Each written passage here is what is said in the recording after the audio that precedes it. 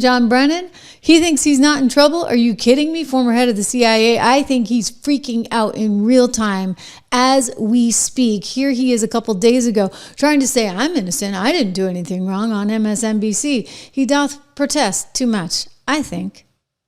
I don't see any case against me. I have looked back on all of my actions and decisions, and with John Durham, the special counsel, and others that have looked at what we did, it was certainly consistent with our legal authorities and with the law. So I don't know what they're referring to there.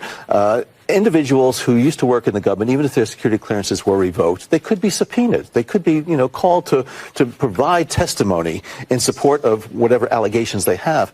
I don't see a case there. Trump has announced. You don't see a case there? I mean, what do you guys think? Do you see a case there? I mean, because I see a case there. I mean, if you're just like knowingly lying like that, I mean, is that considered freedom of speech? You just like decide to perpetuate a whole bunch of lies and you're like head of the CIA? And you get the deputy CIA director. Apparently it was Antony Blinken's idea, who then went on to be Secretary of State. I mean, I think like blatantly lying to the American people, like that's kind of a problem. And then you think about the fallout that came from under that, right? Or out of that. I mean, tons of fallout. So what have we been through? I mean, we've been through Russia. Then we went through the Wuhan virus that wasn't from that lab in Wuhan, right? Except that it was. So that was something. And then we went through the Hunter Biden laptop that wasn't, except, it was. And then we went through Trump, and we've been going through this. Trump is evil. He's a dictator. He's just awful. And that's continued to go on with TDS on steroids. But we also went through a time where they tried to actually shut down anyone and everyone who thought differently than them. And that's actually the really dangerous part. I mean, that was the really scary part if you think about it, guys, because if you were a Trump supporter, you were fair game. You were fair game for cancel culture. Look, I went through it, right? I mean, I'm living, breathing proof. And believe me, it's way better over here on the other side where I don't have to go through middle management or have my editorials looked at. I just get to say exactly what I think in real time with no scripts and no teleprompters. You know it, baby, right? So it's much more exciting and a whole lot more fun over here. But, look, I can take it.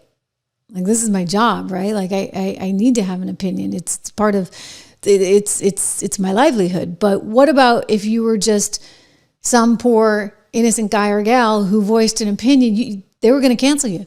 And by the way, people did get canceled. I mean, you know how many, I'm sorry, but like Nike was on a tear at one point. I mean, if you were a white man over the age of 40, forget about it. Like after Black Lives Matter, it was cancel culture on steroids, and it was Trump combined with everything that they were like running the ball with.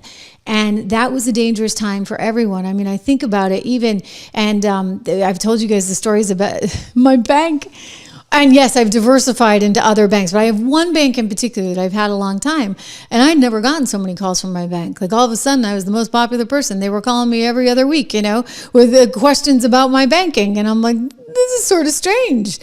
This is really strange. And miraculously, all those calls stopped in November of this past year after Donald Trump was elected. So go figure. But this happened to a lot of people. I mean, my friend Dinesh D'Souza was actually debanked. He wasn't able to get a bank account. His wife had to open one in her name for them. Fine, but like, what the heck?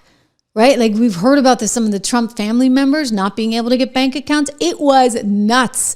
It was absolutely positively nuts. And why were they doing this? I'd like to know. I mean, I think we do know. I think that it was all about cancel culture. If you had shopped at Dick's Sporting Goods, for goodness sakes, they were on to you. Oh, yeah. I mean, Bank of America, they reportedly were one of the ones that were turning over this data. Jamie Dimon got up at some CNBC thing, and he's like, okay, enough is enough. This is getting a little bit crazy. You better believe it was crazy. But this is what they were doing, okay? So